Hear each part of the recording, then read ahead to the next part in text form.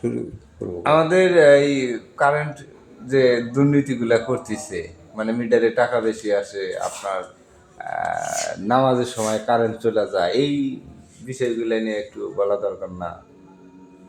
এটা বলা দরকার, এটা ছোট্ট পরিসরেই বলি, কারণ পল্লী বিদ্যুৎ এদের ব্যাপারে বেশি কথা বলার মতো অত বড় মানুষ আমি হই নাই।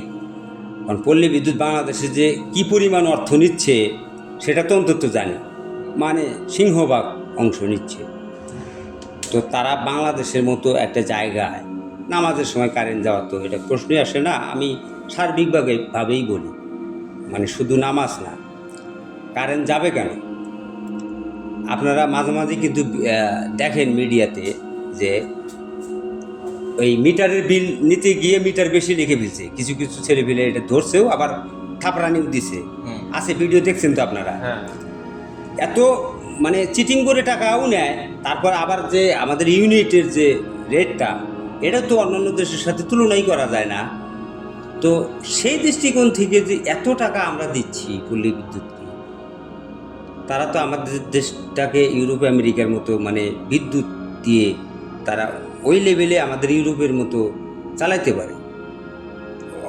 তার যৌক্তিক কারণটা আমি বলতেছি, চালাইতে পারে এই কারণে যে আমেরিকায় ওই 11 মিনিট না কি একবার দেখছিলাম মিডিয়াতে, সম্ভবত একদিন 24 ঘন্টা এরকমও হতে না, তারও হয়তো কম হতে পারে। তো সেখানে বিদ্যুৎ যাওয়ার পরে তারা যে কত বিলিয়ন ডলার জরিমানা দিয়ে দিছে তারা, এটা দেখেন মিডিয়াতে যারা দেখছেন, জরিমানা দিয়ে দিছে তারা।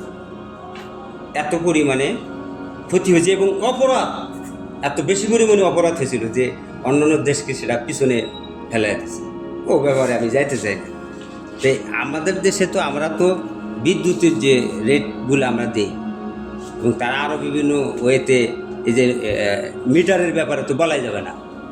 এক পল্লী বিদ্যুৎ ভাইয়ের কাছে আমি শুনেছি, ইনচার্জের কাছে শুনেছি, বলছে ভাই আমাদের সর্বনিম্ন মানের মিটার দিতে তারা বাধ্য করে।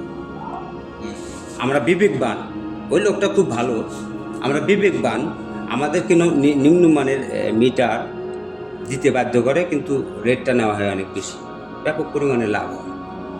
তো লাভ করেন, সমস্যা নেই। আমরা একটা গরিব দেশের মানুষ হিসেবে, একটা সাধারণ একটা সচেতন মানুষ হিসেবে অন্তত এইটুকু দাবি করব যে বিদ্যুৎ যাওয়ার কোনো প্রশ্নই আসে না। এটা যদি এত ছোট করে দাবি করি, তাহলে তো আমরা ইউরোপ আমেরিকার মতো যে স্বপ্ন দেখি দেশটা বানাবো, আপনারা স্বার্থকে পরিত্যক্ত করেন। একটু পল্লী বিদ্যুতের যে সিংহভাগ আয় আপনারা এটা জাতির জন্যেই খরচ করার চেষ্টা